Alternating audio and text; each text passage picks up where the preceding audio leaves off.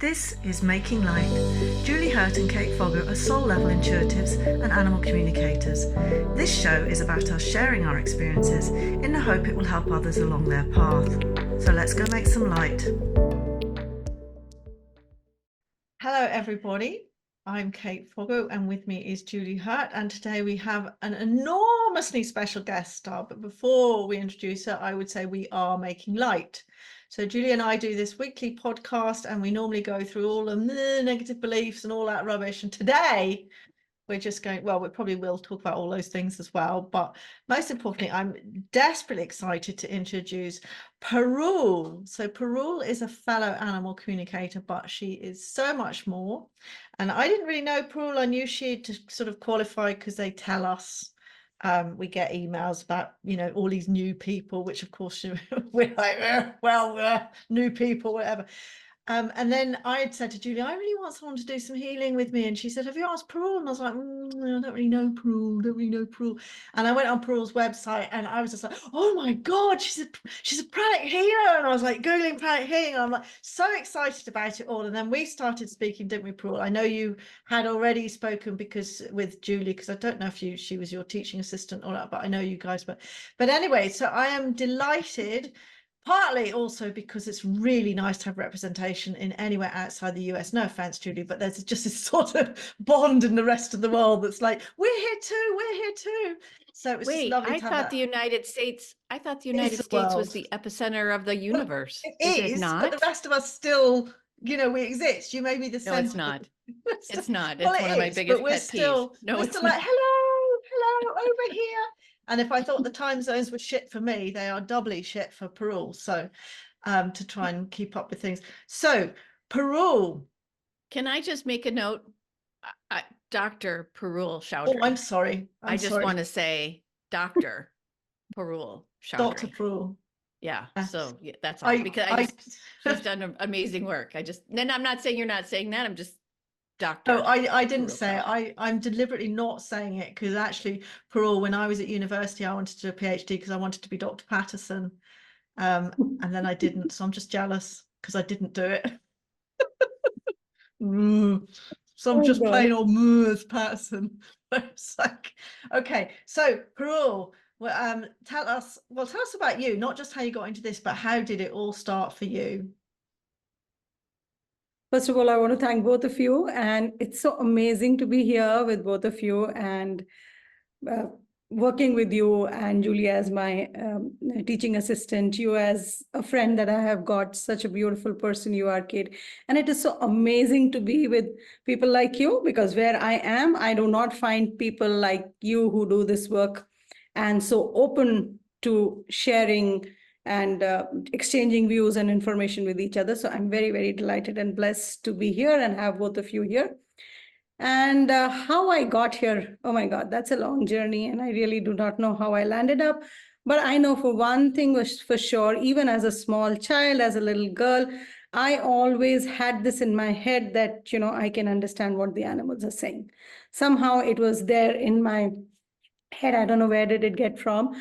And I always felt that I can understand and I can talk to them. And I had all this fantasy in my head that, yes, I will one day be the Dr. Dolittle and I'll be speaking to animals. I'll be doing all of this.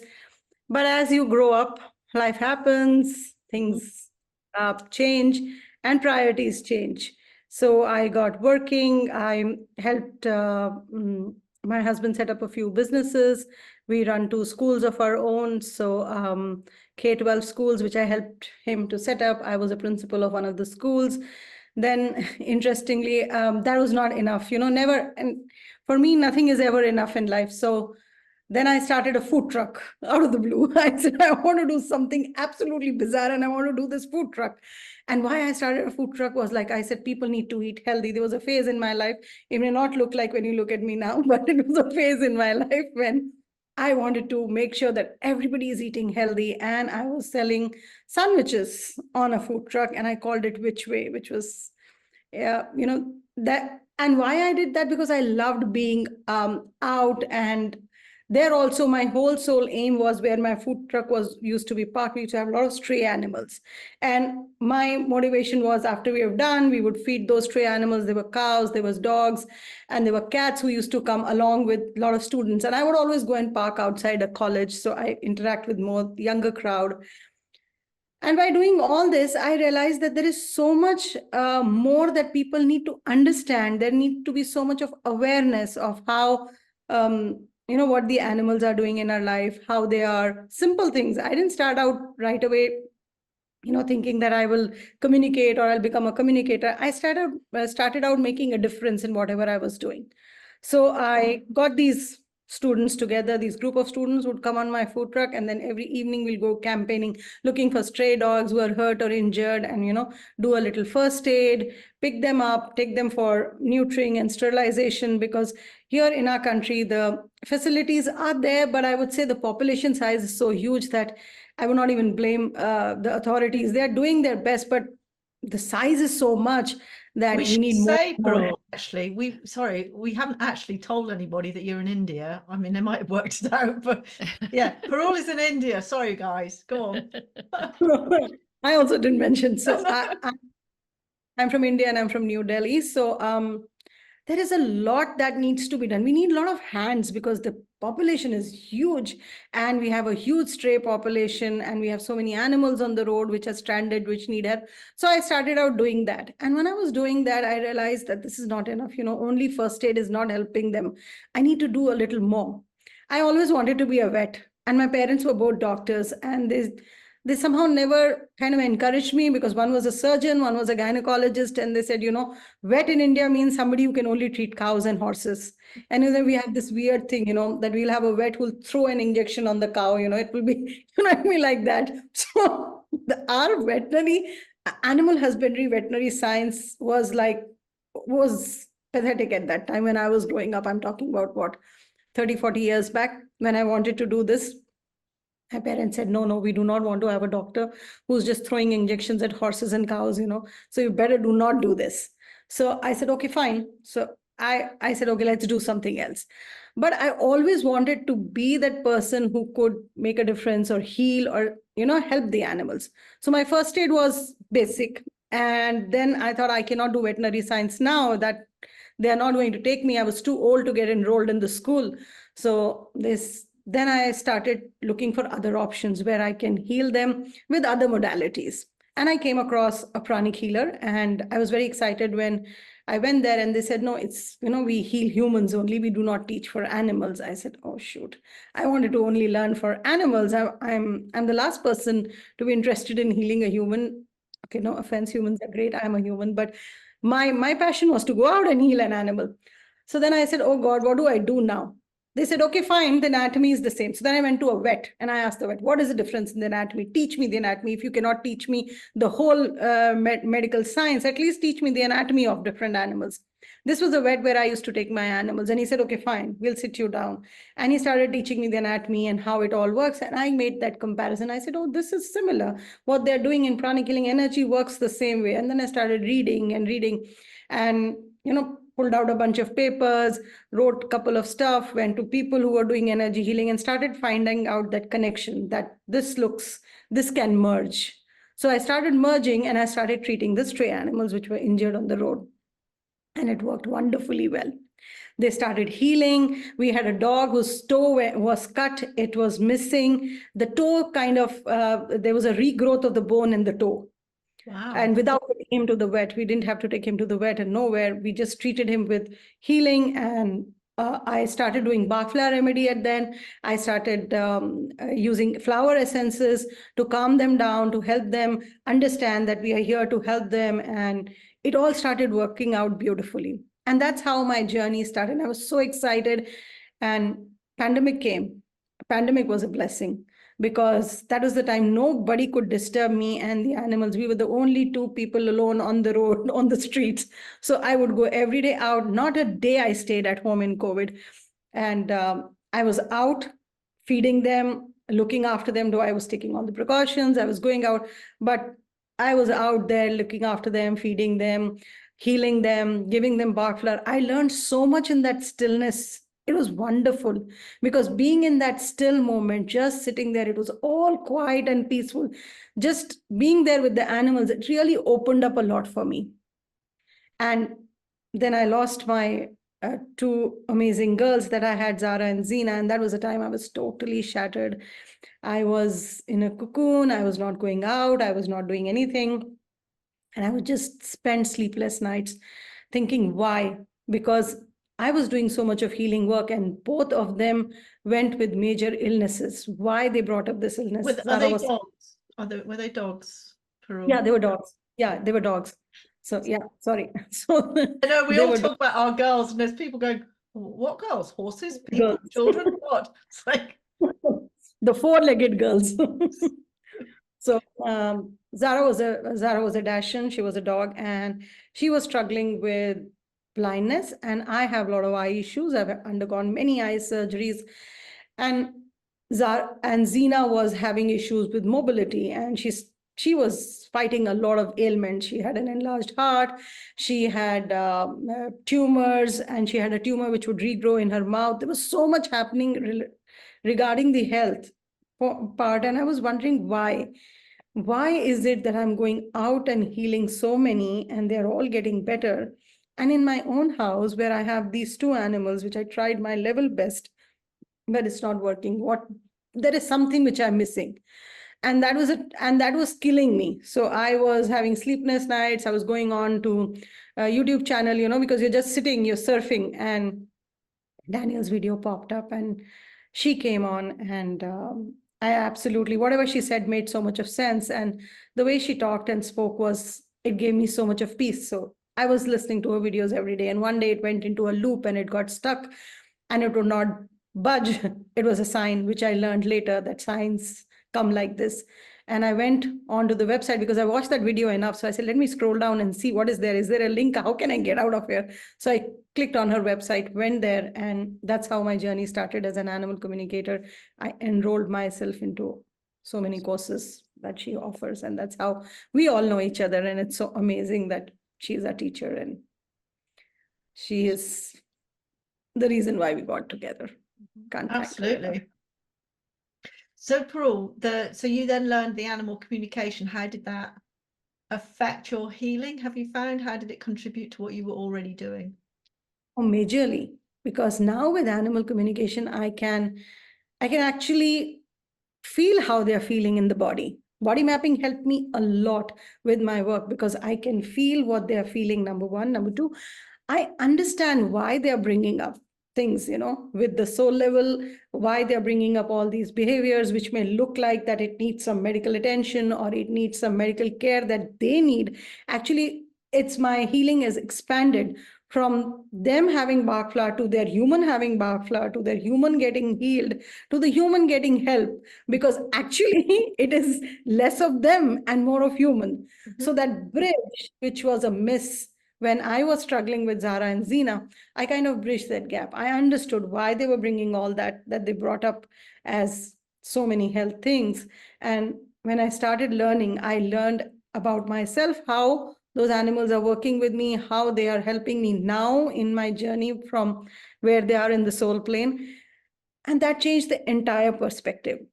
And it is so amazing, where I was not even ready to heal a human. Now I jumped to it. I said, oh, great, because actually, if I heal this human, then his animal is benefited. So that beautiful thing, the animals helped me come back and kind of have more compassion for my own kind, which was majorly missing in me. I didn't have a lot of compassion for my kind, because I would always look at somebody, either he's a dog lover or a dog hater. For me, there was nobody in between. Yeah, we're all a bit like that. Yeah, so either I hate, you're not liking animals, so I hate you, you like animals, okay, you're on my team. What's wrong with you? Never true. Yes, I don't understand that. We say that. Hugely judgmental. Don't understand it. This is fascinating, Parul. Julie, I have as always, Kate's got all the questions, but I'm going to let Julie speak, because otherwise I'll just run roughshod over her. And sorry, I'm looking around. Lucas my dog usually lays at my feet when we do this, but he's been moving around, and That's not usual for him. So I was just kind of watching to see what he was doing. So sorry that I'm listening. I just wanted to clarify that. So although he's just now back at my feet, so I feel like everything is fine again. So I did want to talk about the Bach flower remedies, because I find them fascinating. So Lucas in particular has benefited from them, because he is very much afraid of thunderstorms. Where he was born and for the most part raised in Alaska, we didn't have thunderstorms in Alaska. And so we move here to the Midwest of the United States, and we get these really big thunderstorms, and particularly in summer. And that noise, along with fireworks, which we also didn't have in Alaska because the sun is out all the time when you would typically do them. I mean, we have it in the winter, but we lived so far away from stuff. So he wasn't used to these loud noises. And so that's really impacted his anxiety. And so I've worked with someone who does the Bach flower essences, and the result is amazing. It still makes him nervous, but I just can give him the little potion. I don't want to say potion because I don't want to make it seem like it's magical, but it does, like, it works like magic. And it's like, I just give him a little bit a drop in his mouth, and he's not 100% like he can release it, but he can at least deal with it. It's really fascinating. So can you talk to us a little bit about the Bach flower essences? Yeah. You know, Bach flower essences are these 38 essences which were originated in UK by Dr. Edward Bach, and he was also using it on humans. He started out making it for humans, and what he did was that he said that every organ of the body holds a particular emotion. So he says disease is much more than what it looks like. It starts with an emotion, it starts with a feeling which kind of gets stuck. And if you're not able to address that, then it progresses to a mental or a physical ailment. So when we take these Bach flower essences, it helps clear our energy. So what it does, it kind of increases our vibration. It helps our body to vibrate on a higher frequency, where we are able to start self-healing ourselves and clearing our energy. That is the simple way it works for animals. So that is why it is very important when you give a Bach flower remedy to an animal, you have to give it for a time period recommended, and every like 4 to 6 hours, because then it keeps the vibration higher and it keeps the body into the self-healing mode. So like if you're giving it to Lucas, you can kind of give the anti-anxiety or whatever remedy that she has made for a little longer period of time, so that he can completely release that. It can be used as an SOS like you're using, but it can be used with a kind of a prescription, which is a little longer in duration and which helps to remove the problem kind of to a larger extent. Mm-hmm. So, and the best part about these essences, you can mix them in water. So there's no alcohol in it. And because there's no alcohol, dogs love it. There is no smell, there is no taste, there is nothing. And the pets that I give to, they really like it. They take the dropper in their mouth. They're all ready. Like my ones also in the house, all 6 of them will come. Even the cats, which do not like anything in their mouth forced, they also come looking at the bottle. They know that this is something that they like, because it just is like water. It's like they're having water, which is like spring water, because it has a little flavor of the flower and the essence there. Mm-hmm. So, and it can be mixed in food also. You can mix it in food. And the best way to do is, there is another whole science to Bach flower remedies, is an application. So there is another vertical to it, which is that, like, we are giving remedies, we are consuming it, but we are applying it on that area. Suppose there is a lot of stress and anxiety, and you're holding all that fears on your lungs. So lungs is the seat of fear. So we can mix that portion, you can have it and apply it on the lungs of your dog as well. So it's very effective in removing it from the system. That energy clearing happens faster. So we apply Bach flower remedies on different areas, like skin. You have yeast infection, allergies, skin allergies. Once it starts, it's very difficult to kind of control and curb it. So give the Bach flower and keep applying it on the skin as well. So it works clearing the energy from outside, like we do in healing, we clear that energy. So it works very well. And Bach flower healing and animal communication is a great kind of a mix, because they all support each other. Mm-hmm. Yeah, that's I think the most amazing thing about all energy healing. I find is there's no contradiction. There's, you know, everything is always supporting each other, and it's actually been the same I found with my spiritual journey as well. Like, you can have lots of different teachers and they may all have a different focus and a different way of getting there, but the fundamental message of all of it, I've never come across a contradiction. Whereas with religion, there was contradiction all the time. It's like, I want to believe this, but I can't, and you're saying this is right and you're saying this is wrong, and you just don't find that. And I find as I get older, that feminine wisdom, I think, as Julie would say, as opposed to wisdom, as opposed to what, Julie? Knowledge. So the feminine wisdom is, it's almost like there's no contradiction, therefore, because it's the contradiction that makes you think, well, someone must be wrong then. It's either I'm wrong or you're wrong or whatever. And yet there is no contradiction. That's what I love about all of this, is it's all just adding to what we feel and know and believe, as opposed to contradicting. Sorry, I don't know where that came from. That just came out of nowhere. I'll shut up. And it's all the things that, yes, I absolutely agree. And to me is like the key word. I don't even like to use the conjunction but, because it negates everything that you said beforehand or anyone said beforehand. So I try really hard to always say and to that point, I know, and to that point. So when you were talking, Parul, about your animals come towards you, like asking for the Bach, that's what he's been doing too. So when it first was prescribed to him, we had to do it every day, however many hours, just as you had said, so thank you for clarifying that, because I want to make sure that people know, really, to get the most effect from them, to follow the prescription, work with someone like Dr. Chaudhri or, another Bach flower essence healer. I work with actually another person that's gone through some of Danielle's courses. She's fabulous too. And anyway, so I did all of what you said. And now when he knows that the thunderstorm is coming, because that's that and fireworks he can't predict. Thunderstorms he can predict, right? Because he feels the pressure change and all that stuff well before we do. And they'll even be miles and miles away. They're not even going over our house. I may not even hear it. And all I have to do is, there must be a thunderstorm, pull up the radar map. And sure enough, somewhere nearby there is one. But he goes right to where I keep it. Yes. And then says, like, this is what I need. And it's fascinating to me. I really, really like them. So thanks for all that additional information. Yeah.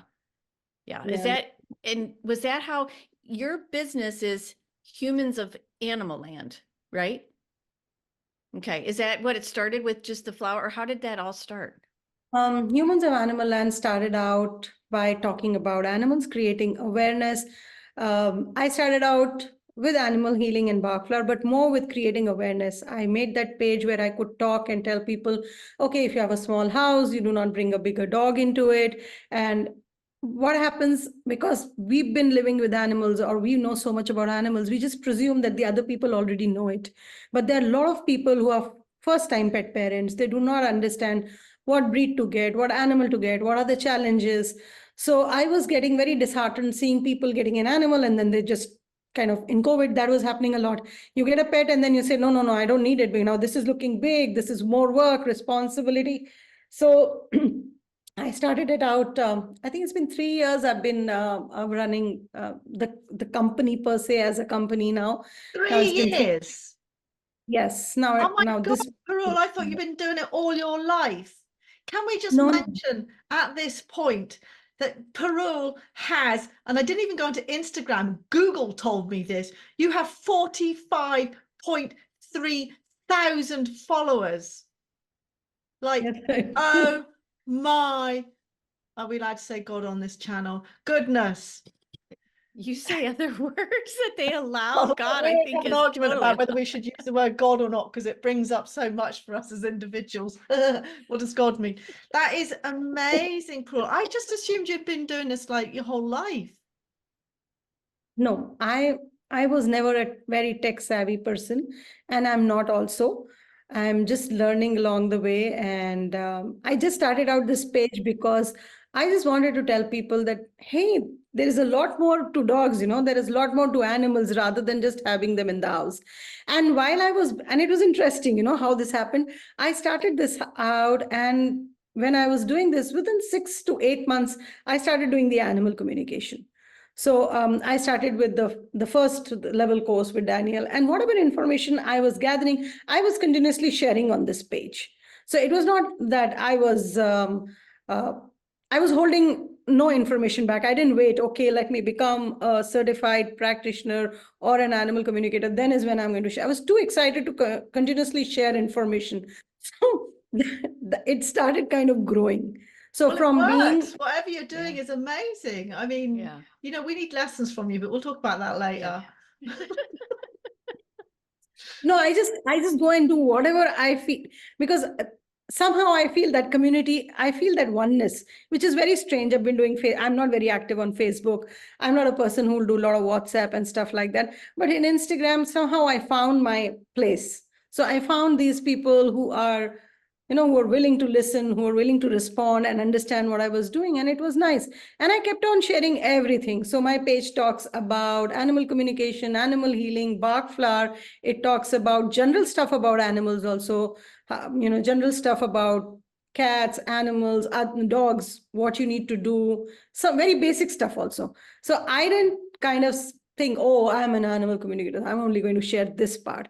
I'm a person who loves animal, and that is what should come across when somebody comes and lands on that page as humans of animal land. They should just feel that love for animals and get a lot of information if they need to understand about their animal if they have one. And just to say that we will, if you want to become the 45,000th and one person, we will put down there, we'll put in the links, all of Parul's things about that. I was about, you told me a wee story, Parul, I think you can tell me, because I don't say hate, I do hate social media. I hate the pressures. Bits of me, like it's part of me that would think I'd be really fucking cool. I'll just go and do this little video and I'll do that. And then I never get around to it. And then I feel the pressure. And then I find myself walking around the garden, not looking at my chickens and enjoying them, but trying to get them in shot to, and I'm like, I'm spoiling like moments with them because I'm trying to line it up to do a video or something to put on social media because I have to, because it's my business. And I've actually just stopped doing that.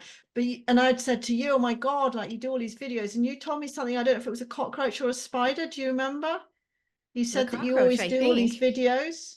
Yeah, I think Kate, you told me about it, and I think you had a conversation with a cockroach. Yeah. Yeah. And I put it on, and that was hilarious. I had a conversation. There was a cockroach which was coming again and again into my space, and I had started talking to a lot of animals outside. So when I started doing animal communication, I know you both understand that how it is. First you only talk to the animal that you have, and then suddenly you feel more confident. Then you start talking to others outside, and the wild animals kind of give you a cold shoulder many a times. The ones who are outside, they ignore you. That suddenly this human has started becoming very smart, wants to talk and do all of that. I got a lot of glances like that, and what the hell, get lost. We're not interested. So while I was in this journey and trying to talk to some, I found these two cockroaches which kept on coming into my space. I said, today I'm not going to spare them. I'm going to talk to them and see what's happening in my space. So I started talking to them, and it came like a jolt from, I was not expecting anything from a bug, Suddenly that bug started talking a lot, and it gave me so much of stuff, told me why he was here, what he wanted from me. And then I asked, then the last I said, what do you think about, what is a message you'd like to give to humanity? I was in that, in that mode when I was doing that conversation. And he gave me a message, which I shared on shared on Instagram. And oh my God, that was a big lesson for me. It went viral. That's okay. That's fine. That happened. I'm very grateful. But I got trolled like nobody's business. People started making memes out of it. And I was getting angry. And I said, oh my God, if this is how success looks like, I don't like it. So I was all angry and not realizing that, there is a lesson there. The lesson was it's okay to accept, to understand that there are a lot of other viewpoints. People may not feel that love and compassion that you feel for us. There'll be other people who do not feel. Doesn't mean that those people are not nice. They're in their own journey. They're going to reach that point, or they may never reach their point. That is not your job to push them to reach to that point or not that point. So from there on, the pressure of sharing, which you're talking, that you have that pressure, oh, I have to share, I have to put up a post, or I have to share something, kind of started coming down. And that was a big lesson for me, because anybody who's creating content on social media has that constant pressure. Oh my God, that I have to put up something. Like every morning, I think, oh, what am I going to put up? But from then on, it started feeling if I have something today morning to put up, I will put up. If there is nothing, it's all right. Because so my let me job, understand this. You got trolled by people because you were communicating with a cockroach. oh yes, big time. They called me the crazy lady, they called me whatever. Well, They that's not trolling. No, that it is. It is though. It's No. trolling. Yeah, I know, but they all think we're mental. That's fine. But that's really interesting. That no, so they people were basically shocked because you are supporting cockroaches as opposed to squirrels, which are pretty. Yeah, Yeah. yeah. They were very mad at me. They said, now this lady wants us to go and protect cockroaches. They put up my video talking and then they created animation into it. They were very creative. I was amazed at their creative skills that my face is there. Then there is some other animation happening in that, and how they are making fun of me and saying, like, now she wants us to look at cockroaches as divine beings who are giving us messages. I And think they that's said, oh, fame. I think that's fame, Parul, isn't it? it That's didn't when look that's when you've really made it, when people actually, doctor your, do that, whatever they call it. But that's fame for you, because that wouldn't have happened if you weren't famous. That's how I see it. I don't know. That didn't feel like fame, Kate, at all.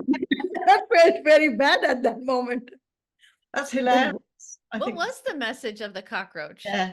Outside of the different points of view, which I think is wonderful, and also comes back to the and, right, that we were talking about just a little bit ago.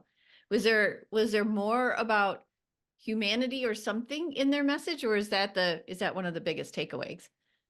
You know, when I asked them, what is the message that you want to give to humans, so the biggest thing that they came is, and which happened to me after that a lot, that we are so concerned about ourselves, and we are so busy in me and mine and myself and doing all of that. And they say that for them it is all about supporting and helping each other, which we do not do. So like they said that we have to survive, and we are the toughest surviving creatures on this planet, so we have to survive. We do not only think about our survival, we think about the survival of all the others which are linked to us. So it's like how they carry food for the others, how they service others, how they live down below. That was amazing, the way they showed me how they pile up when it gets cold over each other to protect themselves warm like this.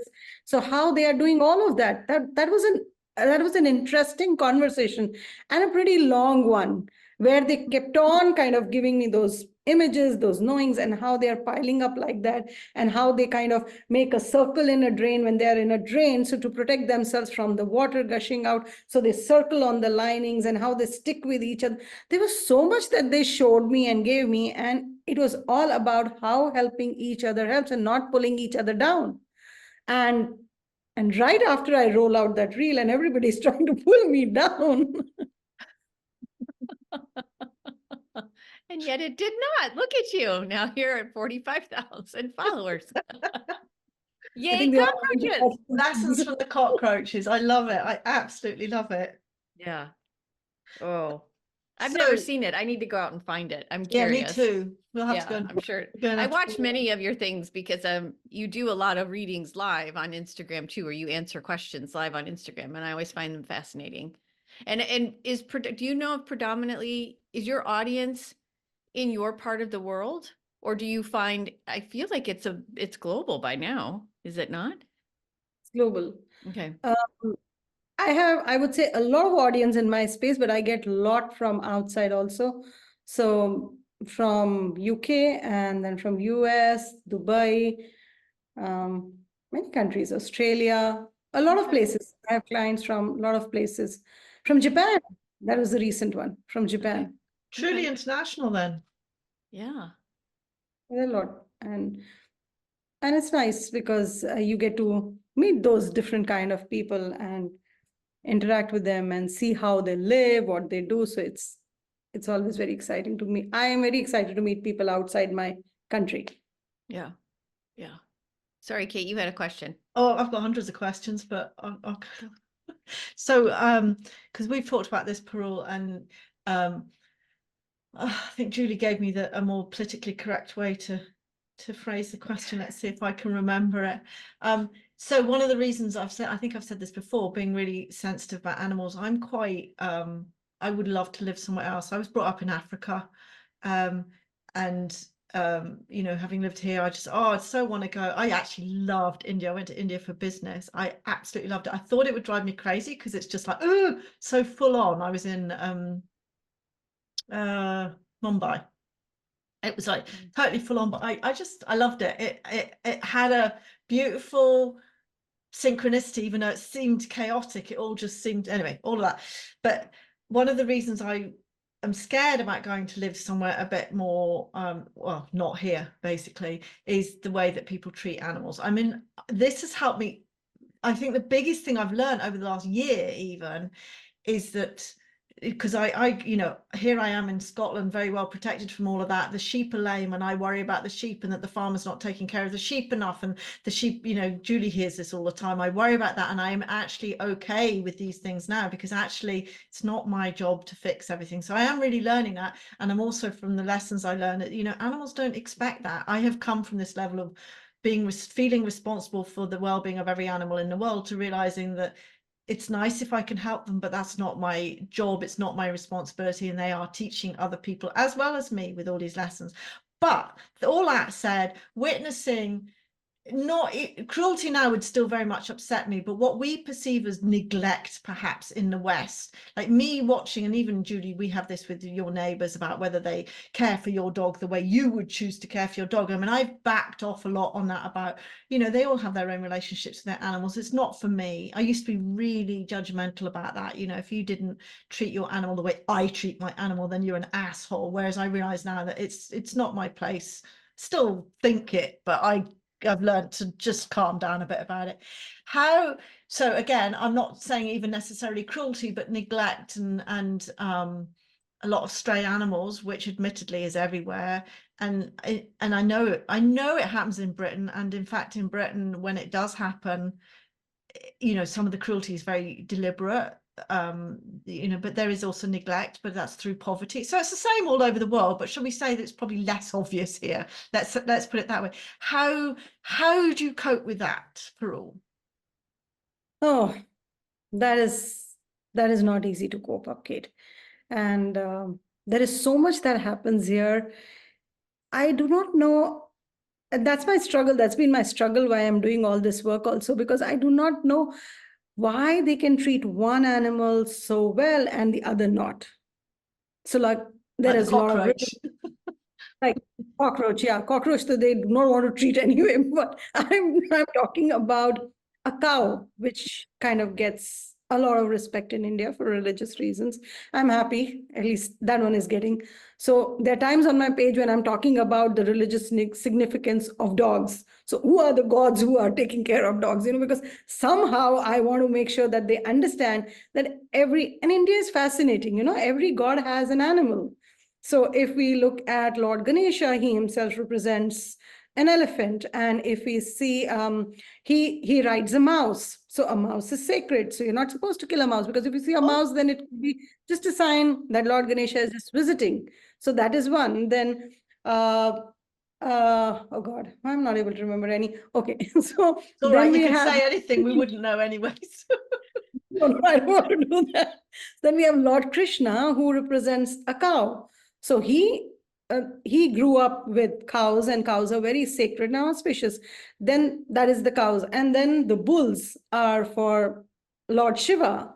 So every god or goddess is like Ma Durga, she rides a lion. So every animal is very sacred in our culture, because it has been helping a god. But I do not know why.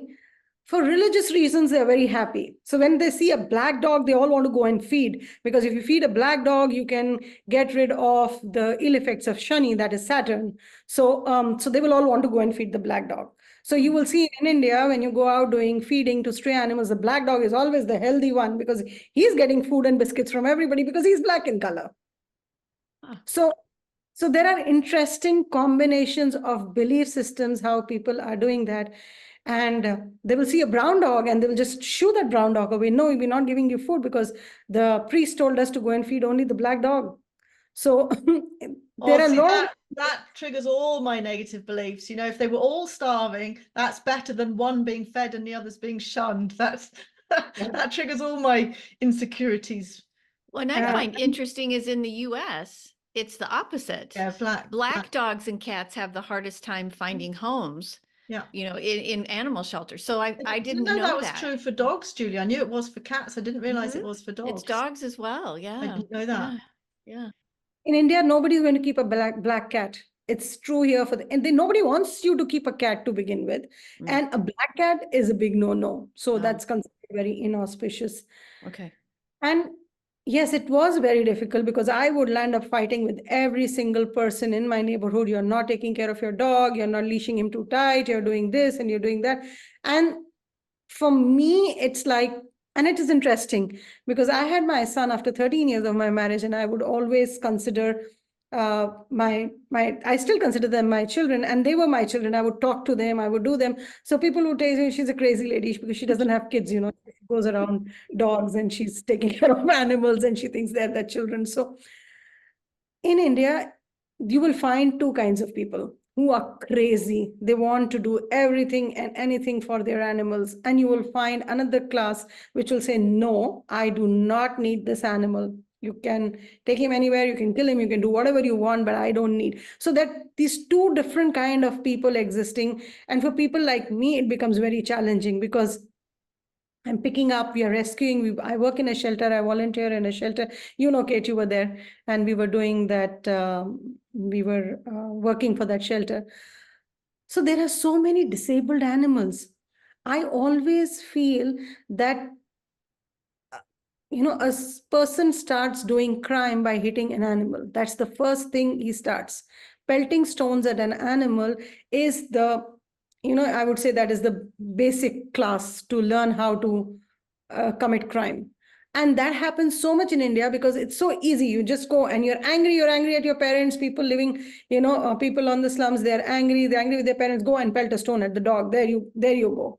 So from that, starting from that point, going down to that level to educating them and telling them, look, it's not all right. This animal has got a life, he's here. And then on the other hand, animals telling you, you shut up because we have a purpose, we have a reason, we are doing it for a different reason.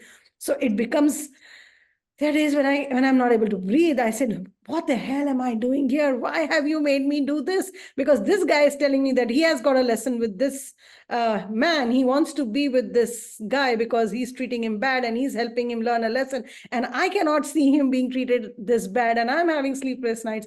And I still have to be in that acceptance because that is what the animal wants. So it's very, very difficult. And it happens on a daily basis in and around us where I see people not treating animals the way they should. And I guess that's my biggest lesson to learn, that it's none of my business to keep jumping into everybody's affair and keep out of it, and yet protect the animal and look after the animal. Yeah. That is when my healing comes into play. When I see those animals, when I see them not being treated nice, I cannot go and interfere to that point where I can save the animal or get the animal back. But what I can do is always open my heart, share love, meditate with that animal, call him into my space, heal that animal. And that's how I joined this Let the Animal Lead method of Caitlin Prasad. She's doing a fabulous job with shelter animals and teaching animal Reiki and teaching all this, how you can meditate with animals. And I really like that. And it really works wonders for the animals who are kind of abused or not treated well or not doing physically well in shelters. Shelter is a place where you go, and if you kind of sit with them, open your heart, share your love, do that meditation with them, everything starts to calm down. You start feeling balance and love again. So I feel from being that active person, going and fighting with everybody and trying to save and salvage every animal, from coming back to my own heart, coming back to my own essence and trying to expand myself to, you know, feel their love and let them feel mine. So that is all I'm doing these days. When I see something happening, though injured, okay, always we'll give first aid, we'll pick up, we'll look after. But if a person is treating an animal bad, our country is also very limited rules and regulations. We are working on that. And we are trying to, there are a lot of people who are aware these days in India, who are educated, they're trying to bring in laws, we are trying to enforce them.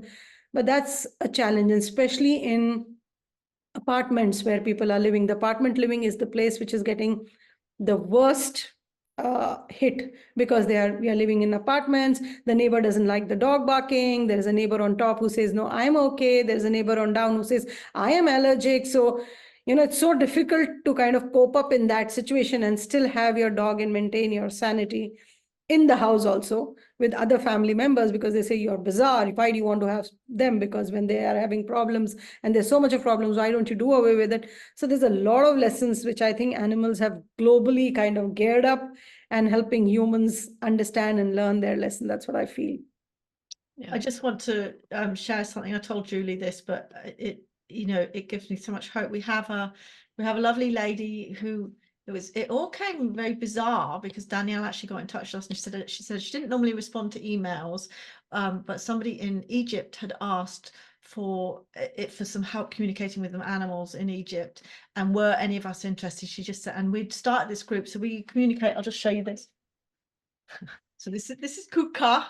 And Kuka's so the lady who she just got in touch with us, and like in India, and also this was the same in Turkey as well, because my mum used to live in Turkey.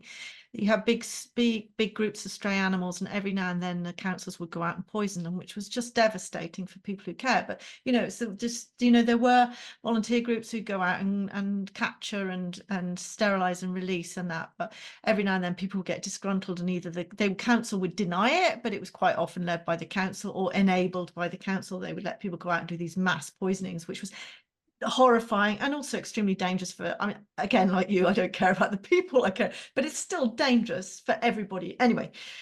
But so I can't remember the lady's name, it's completely gone, but Kuka's mum, should we say, because she's actually learned animal communication, but we sort of meet every few months, and that we get together and have this communication with her. And she has said that since she'd started, so what had happened is Kuka was the only dog that was left surviving. The whole pack was poisoned, and so her concern was Kuka was now on her own. But she learned, and we all spoke to Kuka and spoke to the group, and it was all very beautiful, and we've all sort of stayed in touch through this. And what was beautiful about that was, she says, this has been a couple of years on now, and she said that she's seen, since she started doing this, that the attitudes to the dogs around her, the people closest to this group, because Kuka's still there, she now has a new group. I mean, Kuka's not domesticated in any way. She will now sit near her. Can't remember the lady's name, sorry. I'm going, wait, I need to, sorry, because it's driving me crazy. Can't read her name either now. It's gone anyway. And I don't know if she watches this, but hello. But she's saying she's seen attitudes changing, like there are more people coming out to feed the dogs. There's just been a softening of this, and because people watch her, people have seen her, little kids now will stop and ask her what she's doing. And Gehan, that was her name, sorry, thank you. They've seen her, and they see her feed, and they ask questions, and she's now seeing more people do that. So it's just like just in 2 years of her opening her heart, whether or not she'd learned the communication, yes, she has learned the communication, but it's just that, I think, having that support from other people and being able to keep your heart open, and that she's just that, we totally underestimate the impact we can have on people around us. So that might just be some tiny little enclave of a few people in a tiny bit of a massive city in Cairo. I remember her, she'd written to us all and said she was really worried that Kuka was getting cold, and it was something like, I can't remember what, it was something like 17 degrees centigrade, and I'm like, oh my god, again, like if my house was 17 degrees, I would be so happy. It's like she just couldn't conceive of the fact that 17 degrees is too cold for a dog. I'm like, it's not it's too cold for humans. But just to see that change in attitude of people, and it just gives me so much hope, because I really believe in the law of attraction, and I know we can't change things by fighting them, but at the same time there's a bit of you going, yeah, but you feel so impotent. But we're learning, if you sit with that love and you stand true to the love that you feel, it does change. It does change, and it's the only way that things change. So I just wanted to share that, because I just think it's beautiful when she says she's just noticing more people not chasing her off, more people putting out food, more people paying attention, but and even just being interested without aggression, whereas previously people would throw stones, chase them away, and stuff like that. So it does change. When you mentioned this, I remember that once when I was like struggling and I was getting very angry and I was not sure, and I was asking the animals, what is it? You are telling me to do one thing and there's another thing happening on the end which I cannot kind of see. So they say just get out of the way, because what is happening most of the times, people are having issues with strays, is not with the stray, it's with the human. So it's the human who needs to get out of the equation. So the moment where I live, if people realize I'm not the one who's taking care of the stray, suddenly they have nobody to fight with. They cannot go and fight with that stray. So they're fighting with me because I'm a human. I can speak, I can talk, and I am representing them. And I'm saying I am going to take care of all of them, and I am there standing. So the moment I remove myself, they feel very lost. Now they have lost the purpose. They do not know what to do. And animals taught me, just get out of the way slowly and keep doing what you're doing. Go out, keep feeding us, doing all of that. Do not engage. Do not come in the front and try to support us, because we are very, very capable of doing that for ourselves. So, okay, if somebody's trying to ride a car over them and I can stop, I will stop, but not like that, not picking up a fight every time. If somebody is shooing them away, or somebody is trying to not look at them with love, or not share love with them, or not be respectful towards them, or not be respectful towards me when I'm feeding them. They say, just leave all of that. And it changes. The moment you drop that and you open your heart and just keep sharing love with the animals and not worry about what humans are doing around, they kind of all change. So now we have more people where we live who are taking care of the strays and doing stuff. The moment we backed off, there was a group of us who would keep doing this. And once we backed off, it kind of really changed. And it is so amazing. Such a good lesson, isn't it? Because I think that's so hard for those of us that feel like we've been doing battle with the whole world all the time, trying to do it our way, and then you realize, just shut up, like you say. It's just, yeah, that's such a good lesson. Such a good lesson. Julie? I didn't know if both of you wanted to talk a bit more about pranic healing at all. Well, I'm fascinated, and actually I had the beautiful Parul actually did a healing on little Sally, but unfortunately Sally's so lazy it's impossible to tell whether she'd improved or not. She did actually jump up onto she has started jumping higher. Anyway, go on. Yes, Parul, because I'm fascinated, because I'm absolutely fascinated with it. Yeah, pranic healing is, as I told you, I started out with the humans, and it's a great modality because it's very, very simple. It's very scientific. It talks about your body and where your energy, sensing energy. So it talks about your chakral system. It says you have like major 9 chakras in your body. They need to be aligned and rotating at a particular speed in a particular direction for you to keep feeling well and keep healing always. But what happens that because of whatever is happening to us, either in our space or internally in our body, that alignment goes off. And they teach us sensing energy with our hands. So, and what I like about that it works very beautifully in distant healing. So it's not necessary that I need to have the person present with me. Energy works everywhere. It's where your thought goes, your energy flows. So they teach us how to sense energy through hands and sense and see how the chakras are, whether your chakras in line or not, how much energy they have, whether it is dirty, whether it is clean. And then they teach us different. Pranic has a huge bunch of different ways of healing. So it's like one name, but it has many different modalities. You can use your hands, you can use color and hands, you can use crystals, you can clear negative thought forms, emotions, and feelings. You can help people get rid of addictions. If somebody's got an addiction to smoke or drink or anything, and that person wants to get rid of that addiction, you can actually work with that person to get rid of that addiction, because they talk about certain thought forms which we have, and we attract the similar kind of thought forms from the universe. So we can clear that from the chakras, we can clear those thought forms.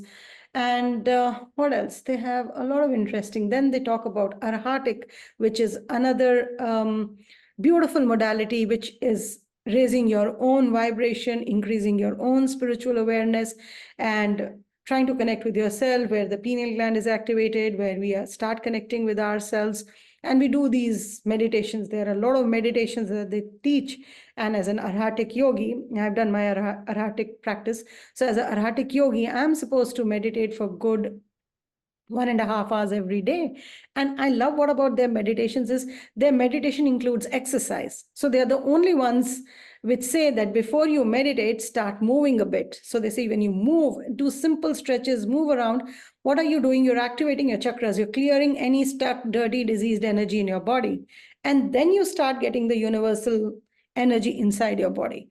So they have a lovely system, and they have a method by which you can do. You can play an audio, you can do that, and you meditate for good 1.5 hours, and it kind of helps increase your own ability to sustain that energy that is coming in, so that that's what you can give out. So it's not my energy, it's the energy which comes from top, which I have to give out. So I have to keep my vessel ready, nice and strong and prepped up every morning, so that when I'm out doing this work, I can be there available without feeling exhausted, tired. So do you meditate for 1.5 hours every day? Not every day, but 3 times a week. That's committed.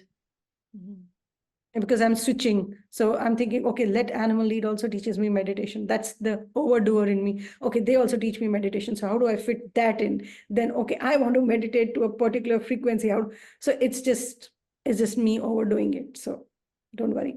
Well, no, because as you know, I was already, after I'd looked you up, stalked you, Parul, and looked at your website and decided that we were going to do healing together, because I was like, well, I don't know who she is. I need to check who she is. I don't want to email her and say, do you want to do this event with me? And then decide I didn't really like you. But I'm delighted to say, Parul. So as I stalked you, I was like, pranic healing, that's fascinating. And I went and looked it up, and I've got the book somewhere there. I only got the Stephen thingy book, the other one I have in PDF, and I started reading them, and then I got in touch with a lady in Edinburgh who does, because they do them, the UK Pranic Healing do the first course, but she said, oh yes, I'll be doing it in the new year. So I was like, all ready for this, all ready to go, because all the rest of them are really far away, and it hasn't happened. But as you know, or maybe you don't know, I decided at the same sort of time to qualify in the body code stuff. So I have been up to here with all the body code healing, which I think is why the universe has not put a pranic healing thing in January. So hopefully it'll be around March or April, and I'll do it then. I'm just fascinated and watching it. Have you seen Parul do it, Julie? No. Like, because this is what gets me, because this also feeds into the event you and I did, Julie, about feeling energy. And now I'm like, I need to do what Parul's doing, because she feels energy. Because for someone like me, the overthinking side of it, and that to actually feel energy for me is such a boost, because you're like, okay, maybe it is real. It's not that I don't believe it's real, but there's always that cynic inside me. And then when you get some physical evidence, I'm like, well, therefore it must be real, because I can feel it. And just watching Parul, so Parul was sort of doing this, like telling me how big Sally's chakras are, which of course Gary thinks hilarious, because he's walking around the house. What Parul had told me is that the Sally's Agni chakra, is that the brow one? Yeah. She has a really big one, apparently, and that's why she's so stubborn, because and hers is smaller. And Sally is bigger. So Sally is kind of very easily, she kind of dominates on her and gets her way done, because hers is smaller. So it's interesting when they teach us with children and parents. There are certain children who can get away with anything with their parents, and their parents are struggling because their energy disk is a little smaller, the children's are bigger, so they are able to overpower. So how your chakras affect your personality, and that happens with animals also. So in many cases, their solar plexus chakra is big, so they are processing emotions in a much larger and a bigger way. But when you just clean in and get it back to their size, and they start feeling less of the emotional overload which their human is feeling. But again, the most interesting part is this all happens and if the human starts learning the lesson why they're doing that, then this is permanent. Otherwise, once we heal, it gets better, and then eventually the human has not learned the lesson, so that they have to bring up that behavior again, then it goes out of balance. And it's beautiful how everything kind of ties together at the end. And once you understand the whole drill, Pranic healing, Bach flower, any other energy healing modality or meditation or anything can help the human figure out what's happening with the dog. But at the end, you have to do your own work. Yeah. That doesn't go anywhere. Wow. That's fascinating on Sally, because I know, doesn't she, sometimes she pounces on you too, Yeah, but right? she also totally dominates me in that sense. Like Yeah. she's been like that the last 2-3 nights. She was all right last night. She's been waking me up again at 3 o'clock in the morning, Yeah. but you know, there's energetic shifts in our house at the moment, as you know, with Yeah. my mum dying and that, and my sister's here, although Sally loves, but you know, so there is stuff going on. So I'm not learning any lessons this week, is what I decided. I was just like, do you know what? This week I want to eat cake. It's like, I'm not learning any lessons this week. I've had enough. But Yeah. this has been brilliant. This is fascinating, Julie. I think we've been going. I didn't actually look at the clock when we started. Yeah, we probably have taken up a lot of Dr. Chaudhry's time, so we're very, very grateful that you've been here today with us, Parul. Thank you so much. It's so much fun. Yeah, I'm so impressed by you as well. Julie and I So like much fun talking and sharing. You know, it's rare you find people who can understand what you're going through, and it's so amazing to be on this show where we all are like-minded people sharing so much, and it was really a pleasure. I was really looking forward to it, and I absolutely enjoyed it. Wonderful. Good. Thank you so much. So we will put more about Dr. Parul Chaudhri in the show notes so that you can find her website and her Instagram videos. And we'll try our best to put a link to the cockroach video as well so that you can see that too, because cockroaches matter. They matter. So thank you so much for being here with us today. I'm Julie. Here with me, as always, is Kate Foggo. We are making light to humans being, and we hope to see you next week. Take really good care of yourself.